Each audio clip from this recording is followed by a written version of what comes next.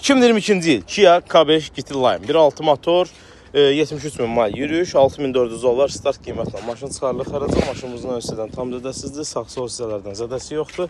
Və maşınımızda arxa hissədə zədəsi var, onu da təqdim edək. Arxa hissədən bagaj qapısında zədəsi var, bu bagaj qapısında belə bir zədələrlə və bagaj hissəsində də burada belə bir zədələri var maşının.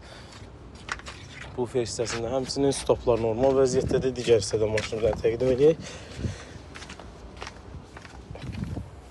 Gördüyünüz kimi soldan da qapılardır, fırladı normal vəziyyətdə, sağdan da normal vəziyyətdə. Sadəcə arxa hissədən bagaj qapısı təmin olunacaq, stoplar normal vəziyyətdədir və bagaj hissəsi də təmin olunmalıdır, buferdə alınmalıdır maşın.